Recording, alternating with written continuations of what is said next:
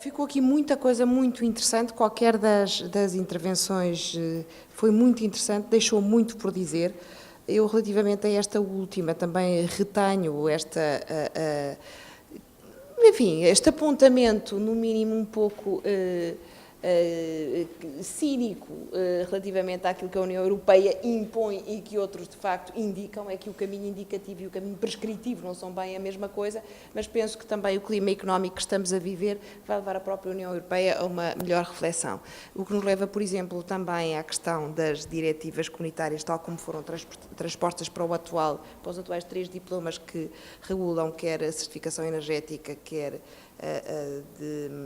das utilizações. E agora não sei exatamente como é que é o Plano Nacional de Energia e o Plano Nacional de, agora falta-me o nome, e que estão em revisão e que é necessário também alterar porque, quer relativamente aos valores que nos foram impostos na qualidade do ar interior, quer relativamente aos parâmetros fixados para a utilização de energia, estão completamente deslocados face às condições climáticas locais enfim, portanto, mais uma vez, Portugal aí até foi mais papista que o Papa e não atendeu aos 2 parâmetros a que as diretivas comunitárias mandam atender. Às especificidades locais, outro, e precisamente foi isso que o Sr. Professor também aqui dava nota, e todos vocês também o disseram, à questão da vida útil do equipamento e, de facto, da capacidade dele ser amortizado, o investimento que se faz num tempo de vida útil que há pouco o nosso colega também dava nota que não conseguia, enfim, ter o retorno necessário. Pronto, eu sei mais, se houver alguém que quisesse desde já falar, inclusive entre vós, ficaram vários desafios aqui, pedia-vos que intervissem para podermos depois, então, passar mais uma vez a palavra aos que estão presentes.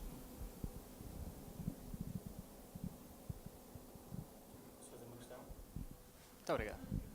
Só para não ir já embora. Eu perguntava aqui ao professor Manuel Pinheiro, quando estava a apresentar os resultados do programa,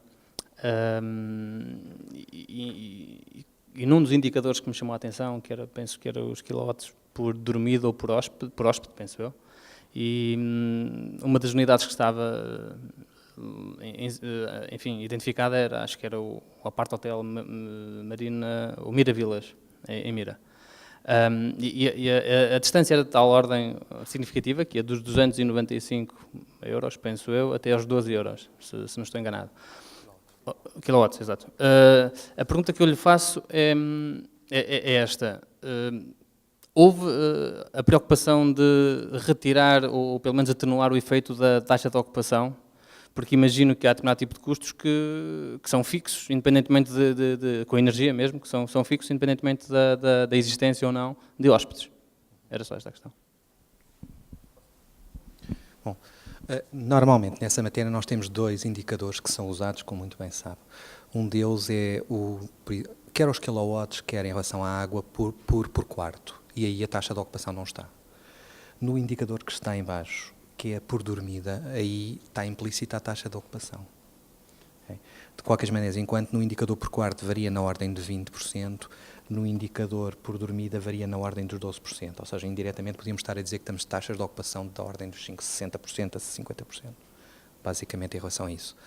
Agora, também temos que ter, estes são os valores globais e é um bocadinho o quadro de síntese, mas também teremos que perceber que face ao contexto, aos serviços, porque não é a mesma coisa, por exemplo, ter um spa, ter uma piscina, ou eventualmente ter uma sauna, e mesmo em relação às estrelas, tal como estão definidas hoje, têm implicações do ponto de vista de mínimos de consumos energéticos. E por isso, os grandes números, em média, todos nós podemos comer um chocolate. E pode haver alguém na mesa, eu estou-me a encolher, que coma os chocolates todos e ninguém come mais nenhum. E por isso temos de ter algum cuidado em relação, digamos, àqueles valores. Agora, o que aqueles valores notam é que mesmo em unidades e organizações que têm estratégias de sustentabilidade, publicam relatórios de sustentabilidade, têm sistemas de gestão na prática e têm políticas ativas, e alguns daqueles dados, a maior parte deles são confirmados, ou seja, são dados validados. Eu diria que desprezamos na amostra alguns grupos por não conseguimos validar os dados. Há uma variação muito grande, e poderíamos ver isto como um copo meio cheio ou meio vazio. Quer dizer que, se calhar, nós, eventualmente hoje, ainda poderemos ter alguma oportunidade do ponto de vista, digamos, de melhoria. Eu lembro-me um amigo nosso, brasileiro, que foi presidente de Curitiba, que já veio cá a Portugal, uma das vezes a meu convite, que é o Jaime Lerner, e que teve uma vez uma máxima que eu achei muito interessante, apesar de infelizmente se aplicar hoje com muita vulgaridade, que era imaginação. Imaginação é quando nos cortam o zero no orçamento. Eu não sei se nós não estamos a começar a chegar um bocadinho perto dessa componente. E por isso, primeiro, sim. E a segunda é, eu acho que do ponto de vista, digamos, do setor do turismo, muitas vezes nós olhamos, dizemos que são sustentáveis ou não sustentáveis, temos que perceber a gradação. Aliás, e o sistema é um sistema não só de apoio ao desenvolvimento, mas também de certificação para comprovar, com equiparações depois a nível, ou pelo menos procura a nível internacional, e não só essa comprovação, como provavelmente nós temos que fazer uma estratégia, e às vezes é mudar de paradigma, em vez de pensarmos só na solução específica do nosso hotel, pensar eventualmente, porque, por exemplo, há casos em que nós, se calhar, precisamos de calor e frio durante a noite, porque estamos nas residências, e se calhar se tivermos um escritório ao nosso lado, eles se calhar precisam de calor e frio durante o dia. E ao termos promotadores de calor e mudar isso, provavelmente temos algumas economias e algumas vantagens desse ponto de vista. E por isso eu chamaria a atenção para duas coisas, para a escala dentro do edifício e para o trabalhar conjuntamente com outras componentes em termos, digamos, nas zonas e nas outras dimensões. E há medidas que claramente em termos de payback são muito interessantes, as escalas não só a nível individual. Por exemplo, eu, ao contrário do que foi dito, eu não partilho totalmente que o fotovoltaico hoje em dia tem tempos de payback muito interessantes, nomeadamente, a não ser função da escala, até porque para zonas urbanas nós não temos áreas disponíveis que tenham impacto significativo. Mas provavelmente, se isso for feito a uma escala urbana ou juntando outras medidas, isso vamos descer de forma significativa. Por exemplo, ainda há pouco tempo orientei uma tese do Diogo Lamelas, que agora julgo que é um subgerente de um hotel, em que ele, num hotel, comparou todas as medidas e as outras. E algumas dessas medidas de escala são muito interessantes. Era basicamente a mensagem.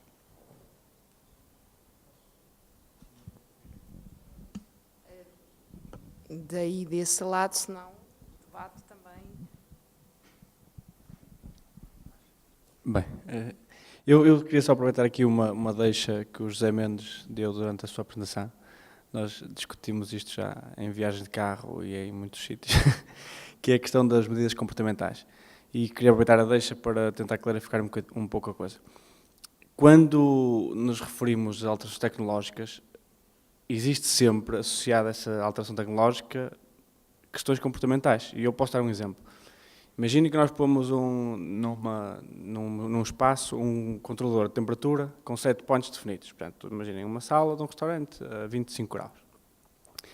Portanto, a solução tecnológica está lá instalada. Agora, se a pessoa que tem por obrigação, imagina, regular o horário do relógio desse controlador, ou ter acesso à regulação da temperatura, em vez de 25, decidir no inverno pôr a 28 e no verão a 19, isso, por muita tecnologia que se tenha instalado, essa questão comportamental é que é relevante relativamente à tecnologia, não é a tecnologia por si só, porque em última análise há sempre uma intervenção humana, que pode ser de uma só pessoa ou de todos os utilizadores do espaço, mas é nessa área, que tal como foi referido, penso que pela Galp, que há uma margem de 30% a 40% dentro do aumento da eficiência que decorre apenas e só das alterações comportamentais e que não implica um investimento. É só dizer às pessoas, ensinar às pessoas o que é que cada um, em função da sua função, deve fazer para que seja o mais eficiente possível a utilização do espaço.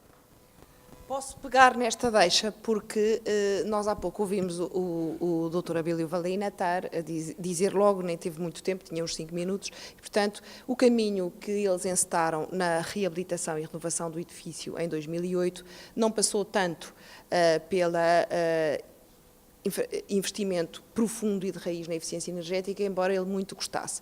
Eu tenho para si 2 perguntas, porque há pouco se falou nisto, que era, por um lado, então investiu-se na parte dos comportamentos e acho que era interessante perceber o que é que ganharam com isto. A outra é para si e não é. Vou-me pôr no seu papel, e que é o seguinte, Dr. Pedro Louro, a escala dos 52 quartos do Abílio Valina, comparando com os 518 ali do Tubarão, que é o Coríntia, levariam que, na vossa perspectiva, vocês seriam também um provider certo para olhar melhor para esta situação? Ou há, de facto, aqui realidades locais, embora vocês pensem, de facto, global, que passam um pouco ao lado, ou que soluções que conhecem, e, portanto, já que temos também o diretor de operações presente, que recomendações é que poderia dar? Mas, para já, eu acho que era importante ouvi-lo, porque esta questão dos comportamentos também foi, enfim, o possível, não é? Eu que sei, daqui a pouco vou falar. Exato.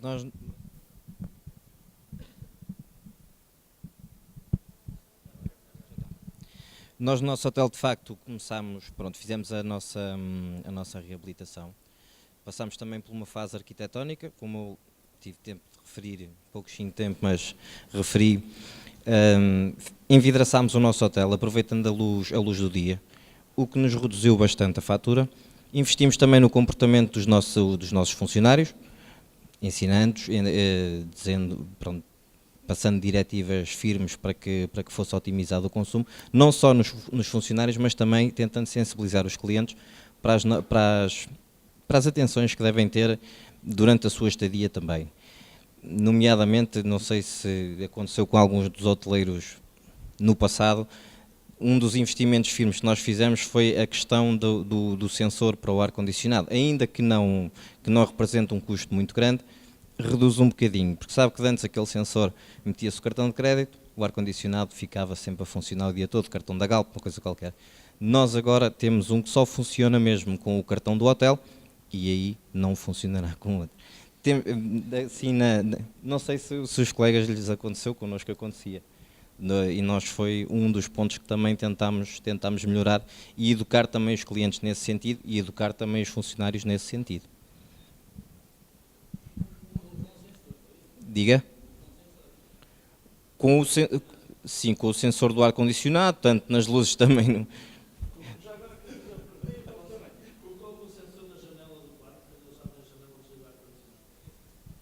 Pois, essa é simplesmente não tivemos oportunidade.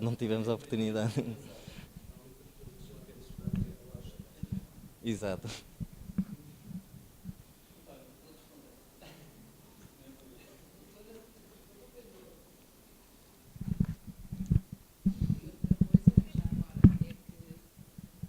Se bem ouviram, o Dr. Abílio Valina disse que neste momento o que há e eu acho que isto é até um dos pontos fracos dos selos ambientais. Há tanto selo, tanta diversidade, que uma pessoa a certa altura diz assim, porque é que eu hei ter eco-choice, ou não sei o quê, tal, acaba por desvalorizar a existência de tantos.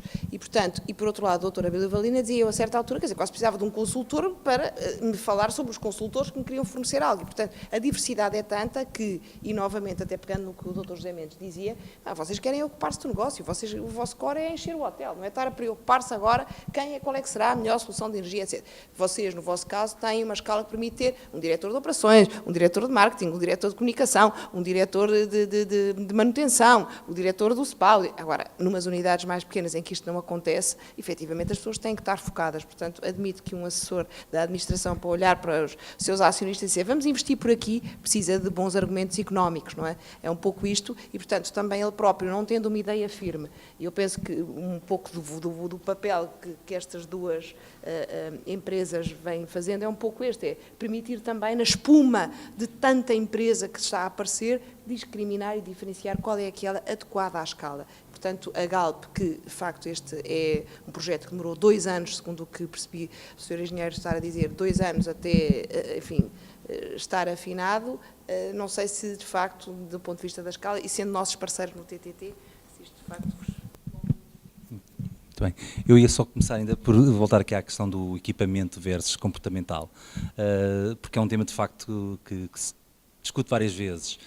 Eu não tenho nenhuma posição de um lado nem do outro totalmente definida. Eu acho que exatamente no meio é que está a virtude das coisas e nós, nos nossos projetos que implementamos, os equipamentos fazem naturalmente parte e eu não consigo fazer um projeto de eficiência energética sem equipamentos mais eficientes, ponto, mas também não consigo fazer um projeto de eficiência energética verdadeiramente sem atuar do ponto de vista comportamental.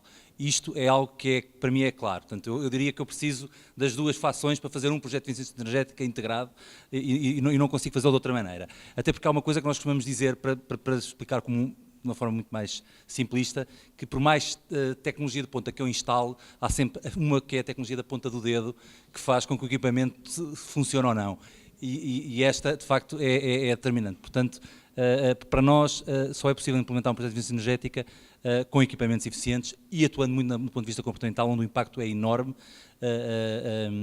e até porque algumas das questões como estas dos sensores para desligar equipamentos não são certamente adequados a todos os tipos de hotéis e a todo o tipo de situações.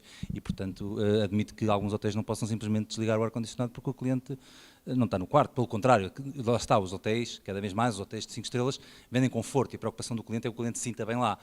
E como é que vamos fazer que ele se sinta bem lá? nem que seja com o ar-condicionado desligado, isso é que temos que nos preocupar. Isto só para esta parte relativamente à questão do comportamental versus equipamento.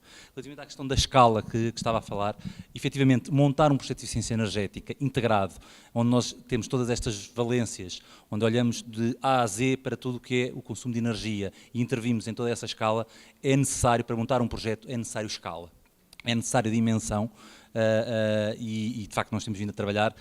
Começámos pelo maior hotel em Portugal, temos vindo a trabalhar com muitos outros hotéis, mas de facto hotéis, e estava a falar da questão do hotel que tem cerca de 50 quartos, nós temos soluções e conseguimos desenvolver um projeto com um hotel de 50 quartos. Agora, naturalmente que o projeto que vamos implementar não consegue ser um projeto desta dimensão, porque eu só consigo, há uma coisa que tem que ser muito clara, os nossos projetos de eficiência energética pagam-se pela eficiência energética.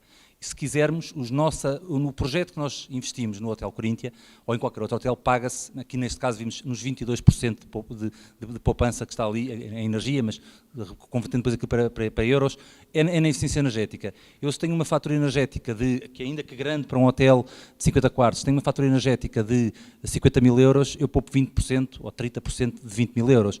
E é isso que é a minha margem para montar o projeto. Portanto, só para ser muito claro, os nossos projetos têm que ter viabilidade técnica e económica, e na viabilidade económica um projeto de muito pequena de tem esta limitação, que é, se a fatura energética não é muito grande, ainda que ocupe uma grande parte e seja a segunda rúbrica de custos do hotel, pode não ser suficiente para montar um projeto desta dimensão. No entanto, não quer dizer que nós não consigamos implementar de uma forma mais simples 2 ou 3 medidas, ou algumas medidas daquelas mais determinantes, e eu até aí diria, se calhar mais na área comportamental.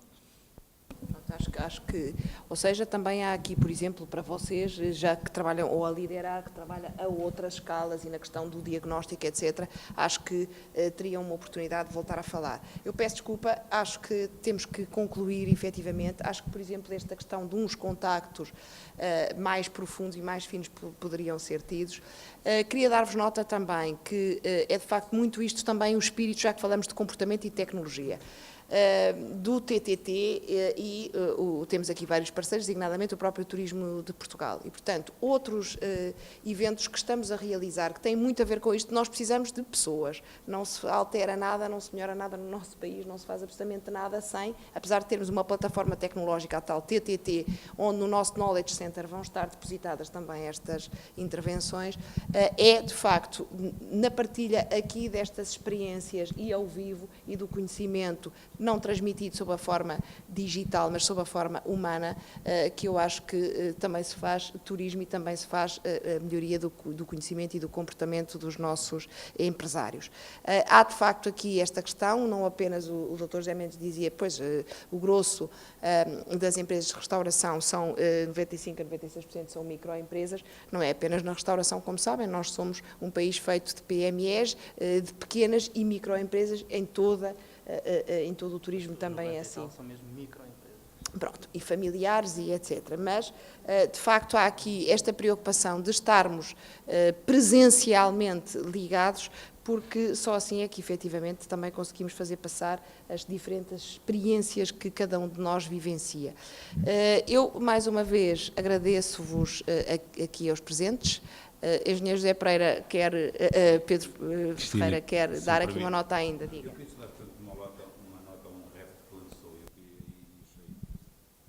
Interessante e queria só, portanto, deixar esta deixa porque achei muito simpática, que é a questão a sustentabilidade fazer parte do core value do turismo, ou seja, eu acho que nós temos que ter a capacidade de, não sendo visionários, termos que ver isto numa perspectiva de longo prazo e de médio e longo prazo, e eu parece-me, e fazendo aqui portanto um paradoxo entre essa questão da sustentabilidade estar colada tipo à hotelaria, portanto eu diria, neste momento a gente sabe que, e todos nós temos essa sensação, que todas as reservas e os negócios, 80% deles, 80-85% faz via, portanto, online, e acredito que da mesma forma que hoje, quando vamos, e isto é um dado fixo, não sei o que estou a dizer, quando colocamos de lado, ou que escolhemos tipo um hotel, que tem SPA e outro que não tem SPA, e esse, por sua vez, portanto, é desqualificado, eu acredito que daqui a pouco tempo também, portanto, a parte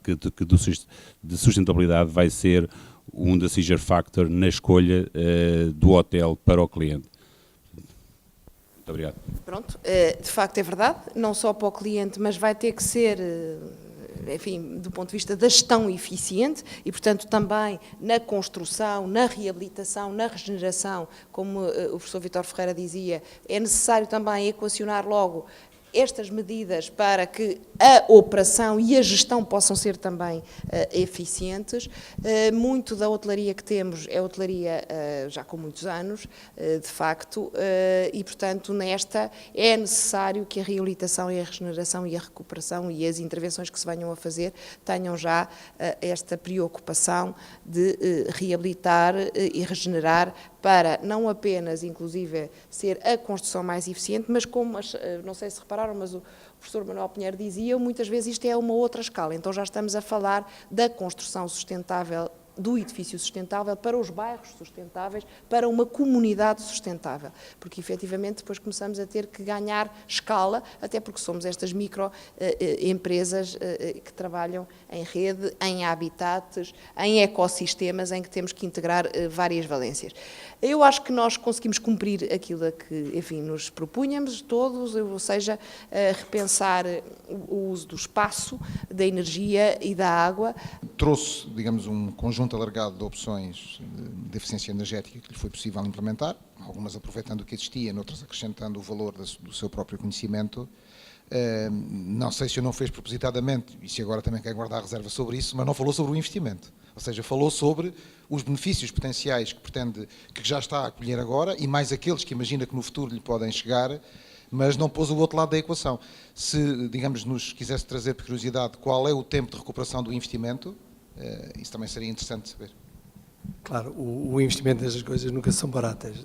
Devo dizer que a parte da engenharia é barata porque foi eu que a fiz. A instalação elétrica também foi eu que a fiz. Portanto, o que é positivo. Não, tem.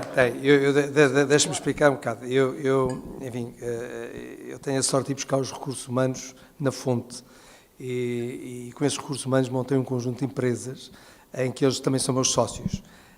E foi uma maneira de aprender com os meus próprios alunos e eles desenvolveram. Portanto, grande parte dos equipamentos que estão ali, desde o sistema de gestão de energia e tudo, são empresas que eu fui criando ao longo do tempo com eles.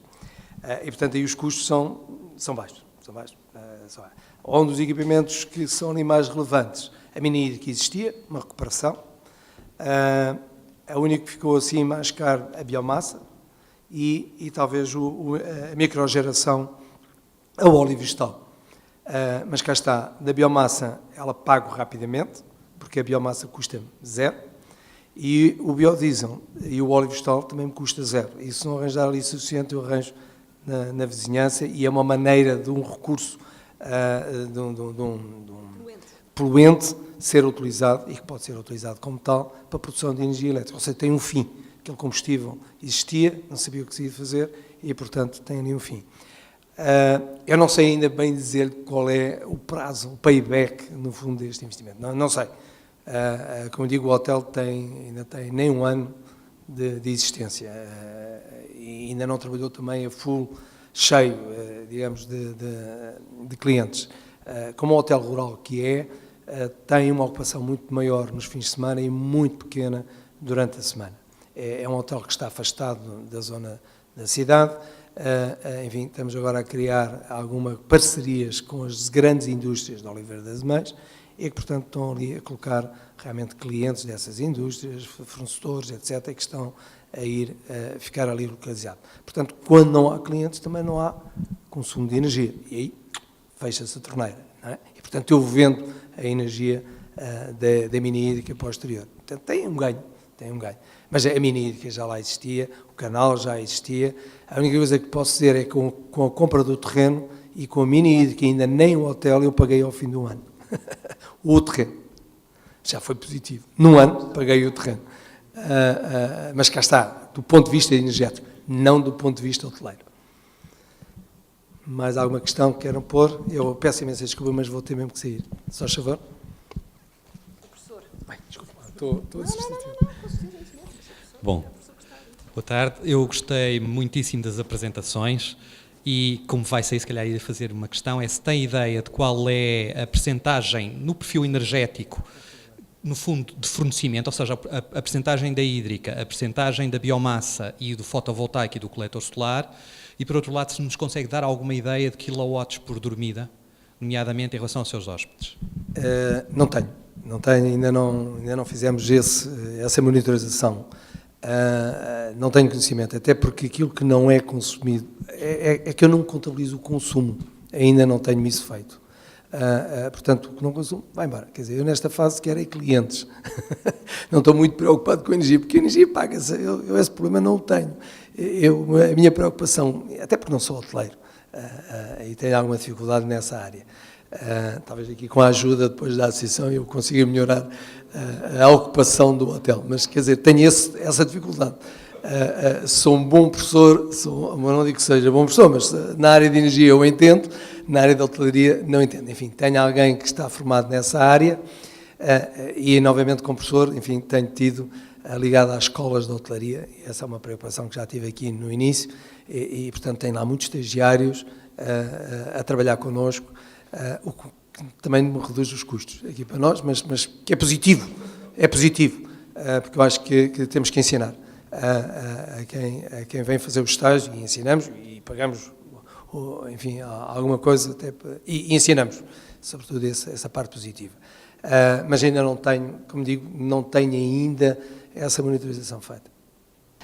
O desafio fica também para voltarmos a fazer, desta vez com 2 dias pelo menos, porque acho que o modelo está correto, mas acho que precisávamos de mais tempo. Os meus agradecimentos mais uma vez à Escola de Hotelaria, ao Turismo Portugal Polo 2015, aos nossos parceiros TTT e aos demais intervenientes. Muito obrigada.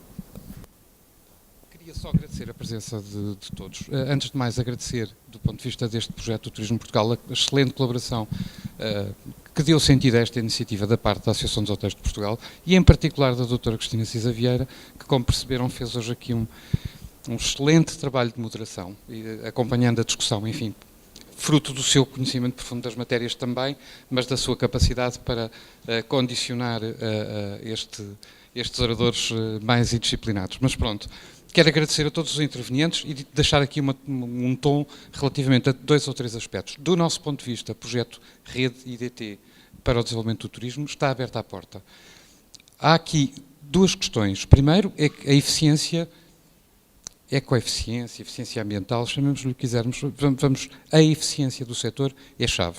Seja por pressão da fatura dos recursos, seja por constrangimentos regulamentares, por qualquer demissão, é um caminho inevitável e vamos ter que o enfrentar. Em segundo lugar, é que há soluções já que não estão implementadas. E isso tem a ver com a divulgação das medidas possíveis e a credibilidade de quem vende essas medidas. É necessário credibilizar os sistemas de certificação, as empresas que fornecem soluções ao setor do turismo.